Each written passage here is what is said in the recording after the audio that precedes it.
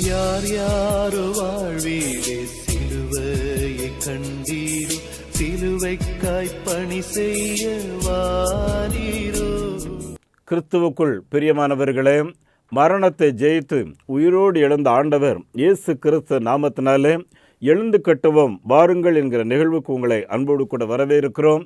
SMPM NGPM ஒரு missionary இயக்கம். நம்முடைய பாரத தேசத்தில் இயேசு கிறிஸ்துவை பற்றி ஒரு முறை கூட அறியாதவர்களுக்கு இயேசு கிறிஸ்துவே ஆண்டவர் என்று அறிவிக்கிறதற்காக அர்ப்பணிக்கப்பட்ட ஒரு அமைப்பு.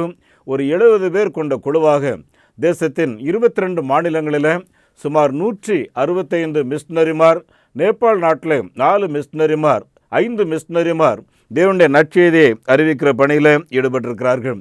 ஆண்டவரின் பெரிய கிருபையினாலே NGPM நிறுவனத்திற்கு நாம் ATG எக்ஸப்ஷன் பெற்றிருக்கிறோம். தேவையானவர்கள் பயன்படுத்தி கொள்ளலாம். அன்புக்குரியவர்களே, நம்முடைய பாரத நாட்டை பொறுத்தவரையிலேயும் இன்னும் 5 லட்சம் கிராமங்களில் தேவாலயம் கிடையாது. அது மாத்திரமல்ல, இயேசு கிறிஸ்துவை அறியாதபடி லட்சக்கணக்கான மக்கள் தினமும் நரகத்துக்கு சென்று கொண்டிருக்கிறார்கள். கிறிஸ்து சிலுவையிலே மரித்தது வீணாகி விடுமோ என்று ஒரு ஏக்க பெருமூச்சோடு தினமும் ஜெபித்து, ஆண்டவரே எங்களுடைய நாட்டு மக்களும் அறிந்து கொள்ள வேண்டுமே என்று சொல்லி திறப்பின் வாசலில் நின்று கதறுகிறோம். என் அன்புக்குரியவர்களே, இந்த அமைப்பு எந்த ஒரு சமைப்பு சொந்தமானது கிடையாது. அதே சமயம் இது ஒரு சபையும் உருவாக்காது. மாறாக நற்செய்தி அறிவித்து ஆங்காங்கே சபைகளை உருவாக்கி நல்ல சபை அமைப்புகளோடு இணைத்து விட்டு நாம் கர்த்தருடைய வருகைக்கு ஆயத்தமாக வேண்டும் என்ற உயர்ந்த நோக்கத்தோடு கூட இந்த ஊழியங்களை நாங்கள் செய்கிறோம்.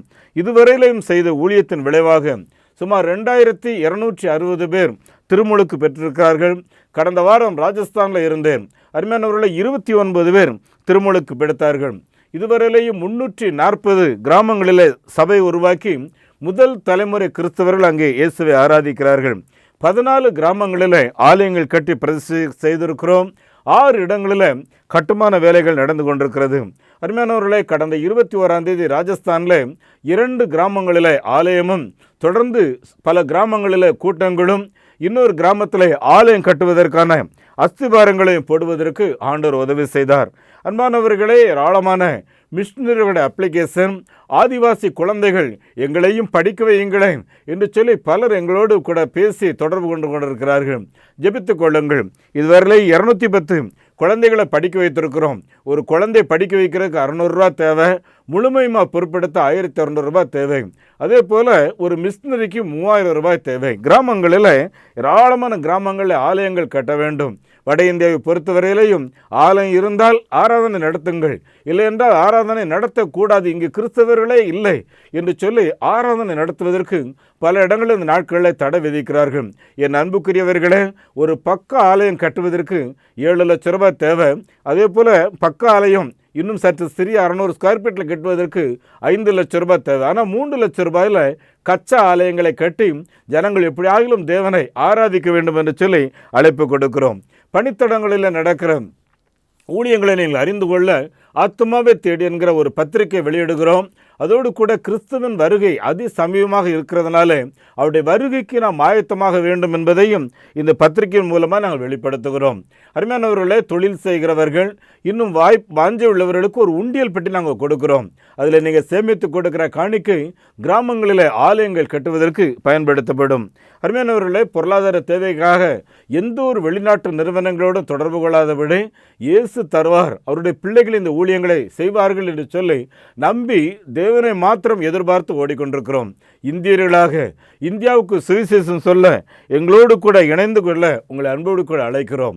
அன்புக்குரியவர்களே, பணித்தடங்களிலே நாம் கட்டுகிற ஒவ்வொரு ஆலயத்திலையும் ஒரு தொழில் பயிற்சி உருவாக்குவதற்காக ஜெபித்து முயற்சி எடுத்துக்கொண்டிருக்கிறோம். ஒரு டெய்லரிங் மிஷின், ஒரு கம்ப்யூட்டர் அந்த இடத்துல வைத்து பேசிக் லெவலில் சொல்லிக் கொடுத்தா அங்குள்ள பெண்கள் தங்களுடைய குடும்ப வருவாயை பெருக்கிக் கொள்வார் என்று சொல்லி நம்புகிறோம். ஆகவே என் அன்புக்குரியவர்களே, இந்த இயக்கத்தின் தேவைகளுக்காக ஜெபித்துக் கொள்ளுங்கள். கடந்த வாரத்திலே ராஜஸ்தான் போயிருக்கும்போது ஆஷா என்ற ஒரு சகோதரி எங்களை பார்த்து சொன்னார்கள், நாங்கள் இயேசுவை இன்றைக்கு ஆராதிக்கிறதற்கு என்ன காரணம் என்னவென்றால், இந்த கணவருடைய இருதயம் மிகவும் பலவீனமாக இருந்தது, மருத்துவமனைக்கு எடுத்து சென்றோம். டாக்டர் சொல்லிட்டாங்க, ஆப்ரேஷன் பண்ணக்கூடிய அளவுக்கு அவருடைய உடலில் பலன் கிடையாது, அவர் தாங்க மாட்டார், நீங்கள் வீட்டுக்கு எடுத்துகிட்டு போயிருங்கன்னு சொன்னாங்க. நாங்கள் இயேசுவை நம்பினோம், கண்ணீரோடு கூப்பிட்டோம். கர்த்தர் எங்களுக்கு இறங்கினார். என்னுடைய கணவர் இன்றைக்கு சுகத்தோடு வைத்திருக்கிறார். இந்த கூட்டத்தை கூட்டிருந்திருக்கேன் பாருங்கன்னு சொல்லி காட்டினாங்க. என் அன்புக்குரியவர்கள், ஆண்டவர் இன்றைக்கும் அவரை நோக்கி கூப்பிடுகிறவர்களுக்கு உதவி செய்கிறார். 2020 ஆண்டுகளுக்கு முன்பு கலிலேயா கடற்கரை ஓரமாக அடையாளங்கள் அற்புதங்கள் செய்து கொண்டிருந்த ஆண்டவர் நம்முடைய நாட்டிலையும் இன்றைக்கும் அடையாளங்கள் அற்புதங்களை செய்கிறார். சுனிதா என்ற ஒரு சகோதரி 3 மாத காலமாக தொடர்ச்சியான உதிரப்போக்கு, பயங்கிய நிலையில் இருந்தார்கள். அது மாத்திரமல்ல, 10 ஆண்டுகளாக அருமை மகளுக்கு குழந்தை கிடையாது. இயேசுவே என்று சொல்லி நாம் ஜெபிக்கிற இடத்துக்கு வந்திருந்தார்கள். நம்முடைய சகோதரர்கள் இந்த சகோதரிக்காய் உபவாசம் இருந்து ஜெபம் பண்ணினார்கள். இன்றைக்கு ஆண்டவர் அந்த மகளுடைய குடும்பத்தை கனம் பண்ணி இப்பொழுது 3 மாத குழந்தையை தன் கருவிலே சுமந்து கொண்டிருக்கிறார்கள். இயேசுவை நோக்கி பார்த்தவருடைய முகங்கள் பிரகாசம் அடைந்தது.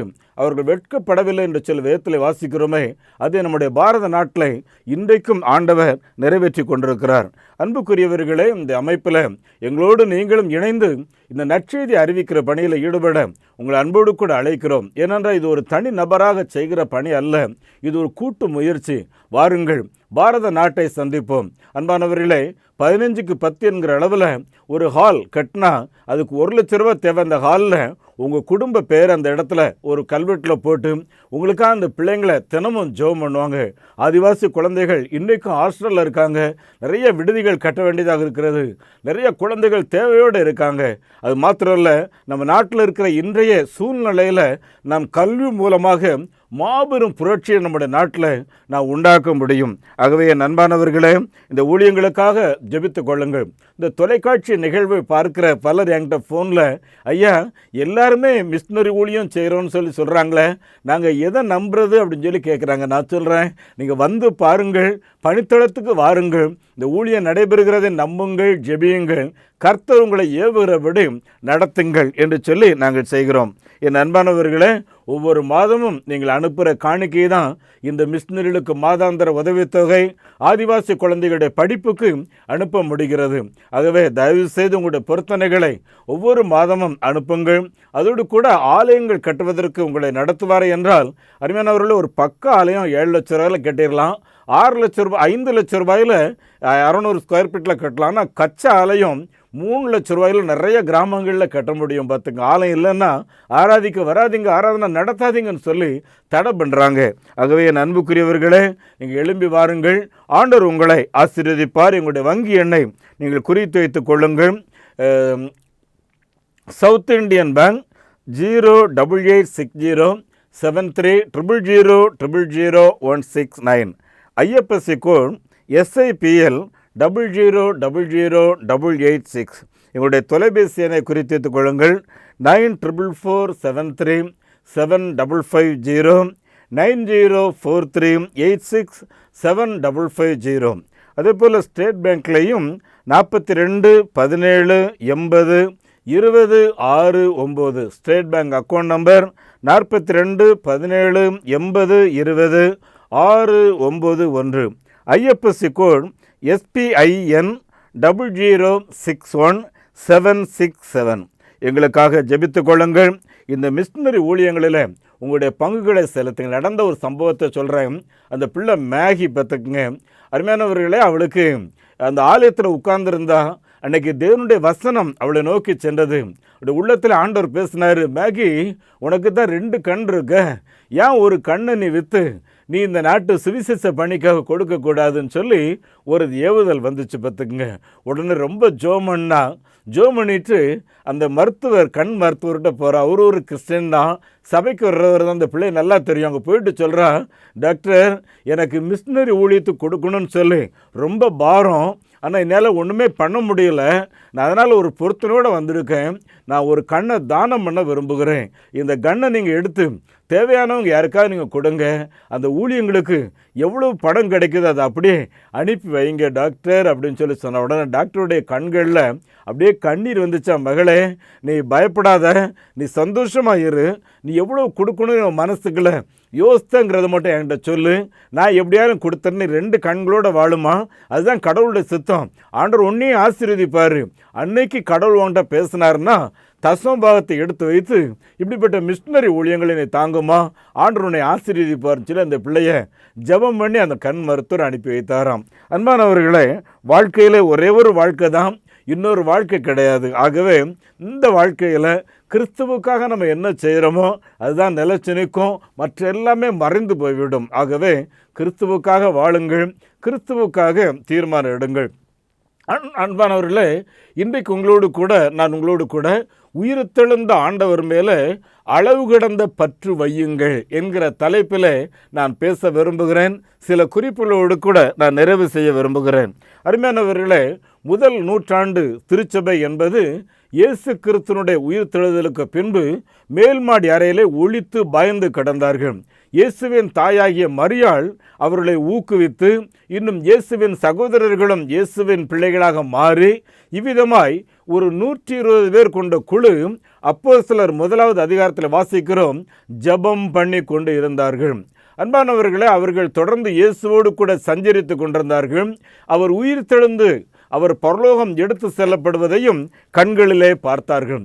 இப்படி ஜெபித்து காத்து கொண்டிருந்தவர்கள் மேல் பரிசுத்த ஆவியானவர் வந்து இறங்கின பின்பு பேதுருடைய முதல் பிரசங்கத்தில் அருமையானவர்களே 3000 பேர் ரட்சிக்கப்பட்டார்கள். அவருடைய 2வது பிரசங்கத்தில் 5000 பேர் ரட்சிக்கப்பட்டார்கள். தொடர்ச்சியாக சபை வேகமாக பெருக ஆரம்பித்தது. அது மாத்திரமல்ல, அப்போஸ்தலர் 8:4 வாசிக்கிறோம், அன்றைக்கு ஸ்தேவானு நிமித்தம் சபைக்குள்ளாக ஒரு சில குழப்பங்கள் போராட்டங்கள் வந்ததுனால உயிருக்கு பயந்து எல்லா கிறிஸ்தவர்களும் உலகமெங்கிலேயும் சிதறடிக்கப்பட்டார்கள். வசனம் சொல்லுது, சிதறி போனவர்கள் எங்கும் திரிந்து சுவிசேஷ வசனத்தை பிரசங்கம் பண்ணினார்கள். அது மாத்திரமல்ல, அப்போஸ்தலர் 18 வாசித்து பாருங்க, அன்றைக்கு இருந்த கிளவுது ராயன் என்பவர் சொல்லுகிறார், ஒரு கிறிஸ்தவர்கள் கூட ஒரு யூதர்கள் கூட யூதேய நாடு எங்கிலே இருக்கக்கூடாது, எல்லாரும் உங்களுடைய இடத்தை காலி பண்ணுங்கன்னு சொல்லி ஒரு ஆர்டர் போடுறாரு. ஆகவே உலகமெங்கிலேயும் புறப்பட்டு போகிறார்கள். 1ஆம் நூற்றாண்டிலேயே உலகமெங்கிலேயும் முதல் நூற்றாண்டிலேயே நம்முடைய பாரத நாட்டிற்கும் இந்த நற்செய்தி வந்தது. அவருடைய சீசனாகிய தோமா நம்முடைய நாட்டிற்கு வந்தார். என் அன்புக்குரியவர்களே, இது எப்படி நடந்ததுன்னு சொல்லி பார்த்தீங்கன்னா, அவர் உயிரோடு எழுந்த பின்பு அவரை பின்பற்றுகிற அவருடைய பிள்ளைகளுக்கு தம்மை வெளிப்படுத்தி தான் யார் என்பதை அவர்களுக்கு விவரித்து காண்பித்தார் என்பதை அப்போஸ்தலர் 1வது அதிகாரத்தில் முதல் 5 வசனங்களில் நாம் இதை வாசிக்கலாம். பல சான்றுகளோடு கூட அவர்களோடு கூட பேசினார். கைகளை பாருங்கள், கால்களை பாருங்கள் என்று சொன்னார் என்று சொல்லி வாசிக்கின்றோம். என் அன்புக்குரியவர்களே, இன்றைக்கும் வாஞ்சை உள்ளவர்களுடைய உள்ளங்களை நிரப்புகிற ஆண்டவர் சாது சுந்தர் சிங் என்பவர் மெய்யான கடவுள் யார் என்று சொல்லி காத்து கதறி கடந்த அவருக்கு விடியற்கால 5 மணிக்கு சுந்தர், நீர் தேடுகிற கடவுள் இயேசு நானே என்று சொல்லி அவர் தன்னை வெளிப்படுத்தினதுனால சுந்தர் சிங் இயேசுவை சொந்த ரட்சகராக ஏற்றுக்கொண்டு உலகமெங்கிலேயும் அவருக்கு சாட்சியுள்ள நிருபமாக மாறினார். உயிர்த்தெழுந்த ஆண்டவரை சந்தித்த நாம் இந்த ஆண்டவரை எப்படி வாழ்ந்து காட்டப் போகிறோம், அவர் மேல் உள்ள பற்றை எப்படி நாம் வெளிப்படுத்தி காட்டப் போகிறோம் என்பதை சற்று யோசித்து பாருங்கள். அருமையானவர்களே, சங்கீதம் 42 முதல் 2 வசனம் சொல்கிறது, மான்கள் நீரோடே வாஞ்சித்து கதறுகிறது போல என் ஆத்துமா உம்மை வாஞ்சித்து கதறுகிறது என்று சொல்லி அங்கே சங்கீதக்காரர் குறிப்பிடுவதை பார்க்கிறோம். என் அன்பானவர்களே, ஏன் மான்கள் நீரோடே வாஞ்சித்து நடக்க வேண்டும்? ஏன் அந்த காடுகளிலே, மலைகளிலே, கூட்டைகளிலே எங்கேயுமே தண்ணி கிடையாதா? நன்றாக கவனித்து கொள்ளுங்கள். இந்த மான்கள் மாத்திரம் பார்த்தீங்கன்னா குட்டையில் தேங்கி கிடக்கிற தண்ணியை குடிக்காது, அதற்கு அழுக்கான தண்ணி பிடிக்காது. அது மாத்திரமல்ல, நம்ம வீட்டில் அரிசி கழுவி நாம் தண்ணியை கொடுப்போம், பருப்பு கழுவி தண்ணி குடிப்போம், மாடு குடிக்கும், ஆனால் மான் குடிக்கவே கொடுக்காது. காரணம் என்னவென்றால், மான்கள் பரிசுத்தமானவைகளை விரும்புகிறவைகள், சுத்தமான தண்ணீரை மாத்திரம் குடிக்க வேண்டும் என்று சொல்லி வாஞ்சிக்கிறது. அதனால தான் எங்கே நீரோடு இருக்கிறது என்று சொல்லி பார்த்து அதை நோக்கி ஓடுமாம். பார்த்துக்குங்க அன்புக்குரியவர்களே, நான் அந்தமான் போயிருக்கும்போது அந்த தீவில் மான் மட்டும்தான் இருக்குன்னு சொன்னாங்க. அங்கே இளநீர் அந்த நாட்களில் 10 ரூபாய். நான் அதை வாங்கி குடிச்சிக்கிட்டு கொஞ்சம் அதில் தண்ணீர் இருந்துச்சு, அதை அந்த மானுக்கு கொடுக்கும்போது குடிக்கலை பார்த்துக்குங்க. அப்போ எங்களை கூட்டு போன அந்த படகு ஓட்டுநர் சொன்னார், அந்தமானில் இருக்கிற மான்கள் எச்ச தண்ணீரை குடிக்காதுன்னாரு. உடனே நாங்கள் ஒரு என்ன செய்யணும்னு சொன்னோம், நீங்கள் ஒரு இளநீ வாங்கி அது முன்னாடி வெட்டி கொடுத்து பாருங்க குடிக்கணும்னு சொல்லி.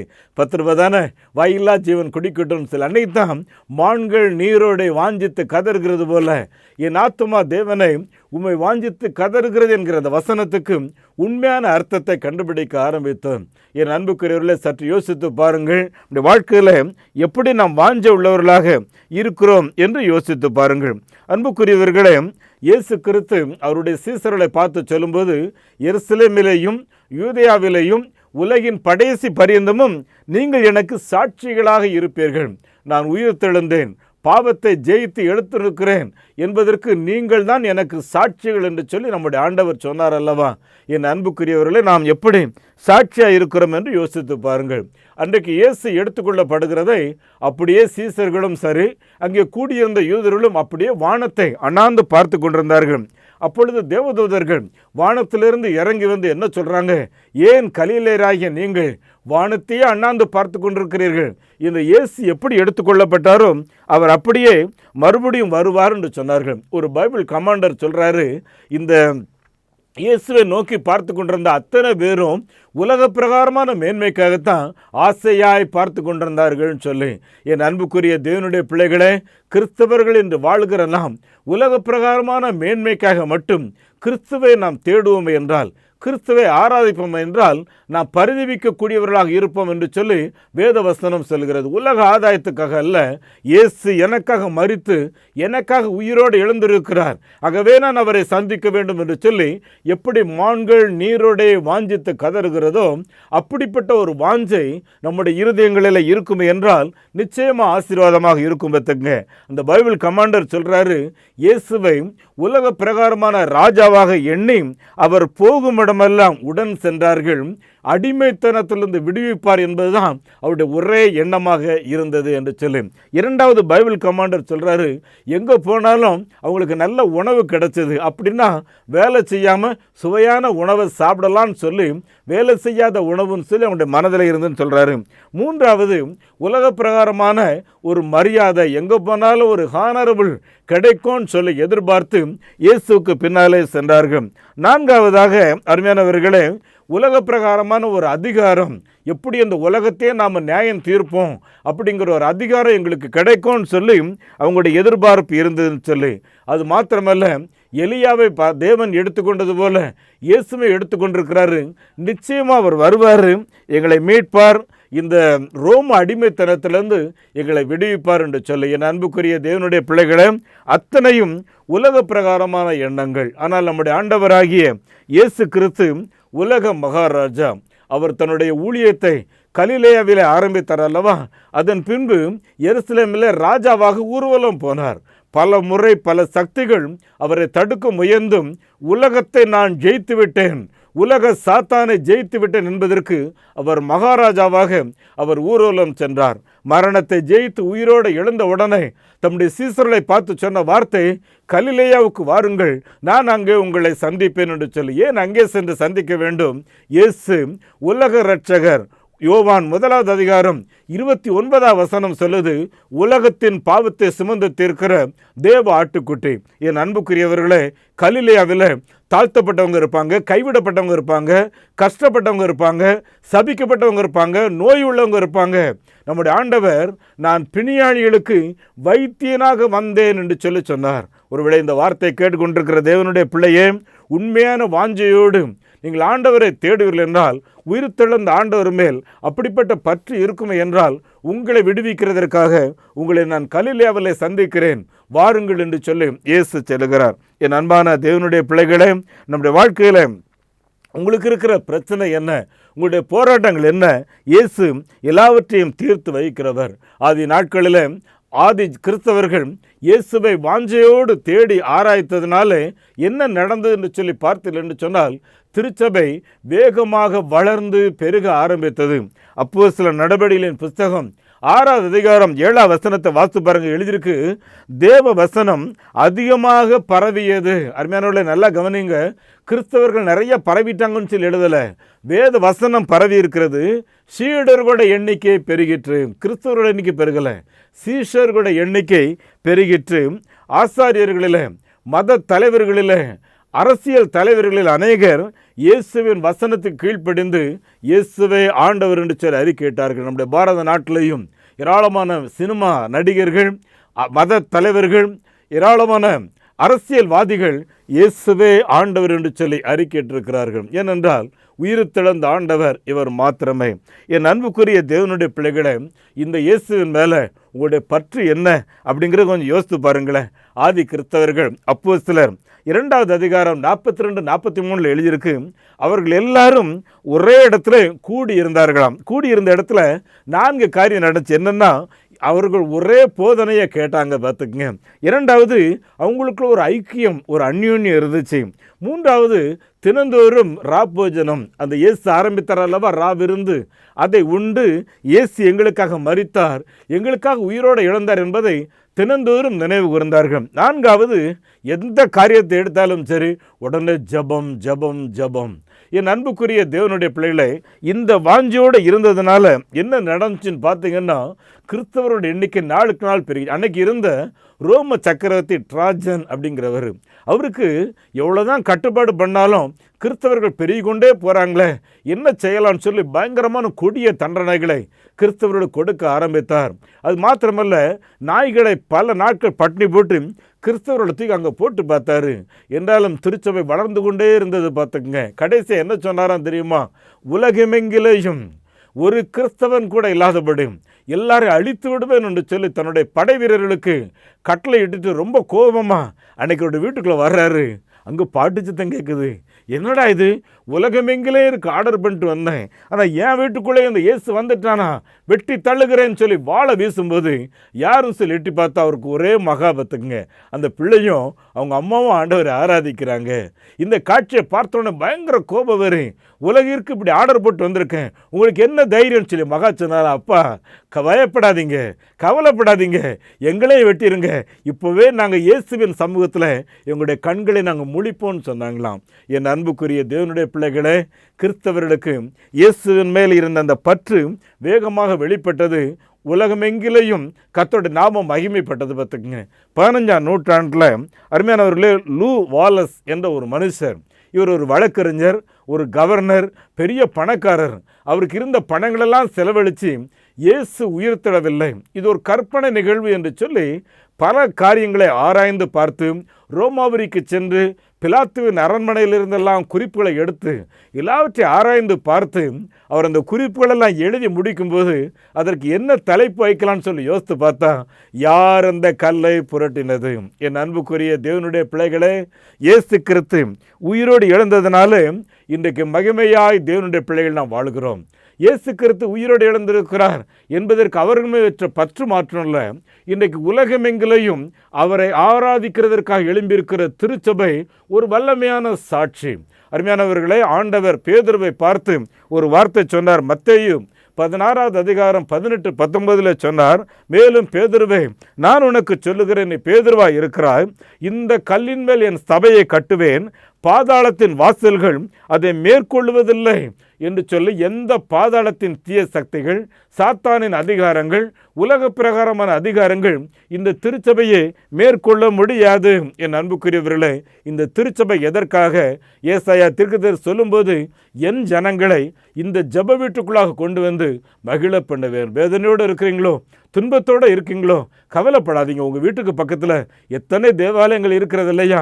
பட்டணங்களில் வாழ்கிற நமக்கு கொடுத்து வைத்த மாபெரும் பாக்கியம் நமக்கு அருகாமையில் இருக்கிற தேவாலயங்கள். செல்லுங்கள். அது ஒரு சாதாரண சிறிய சபையாக இருக்கலாம், வீட்டுக்கூட்டங்களாக இருக்கலாம். செல்லுங்கள், அங்கே கர்த்தருடைய மகிமையை நீங்கள் பார்ப்பீர்கள். அன்பானவர்களே, கிறிஸ்தவர்களாகிய நாம், இயேசு கிறிஸ்துவின் பிள்ளைகள்னு சொல்கிற நாம் இன்னும் நிறையா நேரங்களில் முதிர்ச்சி இல்லாத ஒரு கிறிஸ்தவர்களாக இருக்கிறோம். சின்ன சின்ன காரியத்துக்கும் பயங்கரமான கோபம். சில நேரங்களில் சின்ன பிரச்சனைக்காக நம்முடைய பரம தரிசனத்தை விட்டு போய், இல்லை பெற்றுக்கொண்ட பாரம், மிஷினரி பாரம், தரிசனம் எல்லாவற்றையும் விட்டு போய் நம்ம இருக்கிறோம். அருமையானவர்களே, உங்களுடைய வாழ்க்கையில் பெற்றுக்கொண்ட தரிசனம் என்ன? இந்த தடைகளெல்லாம் எடுத்து போட்டு உங்களை முன்னால் கொண்டு போய் நிறுத்துறது தான் இயேசு கிறிஸ்து உயிரோடு எழுந்திருக்கிறார். அருமையானவர்களே, இந்த உண்மையான கிறிஸ்துவின் அன்பை இந்த உலகத்திற்கு வெளிப்படுத்தி ஒரு புதிய சமுதாயம், ஒரு புதிய சாம்ராஜ்யம், ஒரு புதிய குடும்ப வாழ்வை நாம் உருவாக்க வேண்டும். அருமையானவர்கள், இதைத்தான் கொலோசியருக்கு பவுல் எழுதும்போது, நீங்கள் கிறிஸ்துவோடு கூட எழுந்தது உண்டானால் மேலானவைகளையே நாடுங்கள் அப்படின்னு சொல்கிறாரு. அருமையானவர்களே, இந்த மேலானவைகளை நாடுகிறது என்றால் என்ன என்று சொல்லி பார்த்தேன் என்றால், அருமையானவர்களே, நாம் ஒரு கிறிஸ்தவர்கள், நாம் எப்பொழுதும் ஆவிக்குரிய ஜீவியத்தில் ஒரு உற்சாகத்தோடு கூட இருக்க வேண்டும்.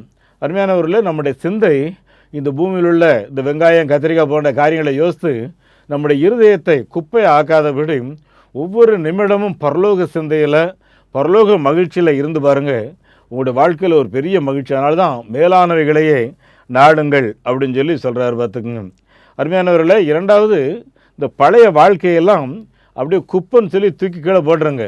ஏன்னா இந்த பழைய பாவ காரியங்கள், பழைய மோக இச்சைகள், அப்புறம் உலக பிரகாரமான ஆசை, அப்புறம் போலியாக கடவுளுக்கு சேவை செய்கிறது போல் நடிப்பு, இந்த மாதிரி நடிப்பெல்லாம் விட்டுட்டு ஒரு உண்மையான ஒரு அர்ப்பணிப்போட, ஒரு உலக வாழ்க்கையை வெறுத்த அர்ப்பணிப்போட ஒப்பு கொடுங்க. ஒரு பெரிய ஆசீர்வாதம்.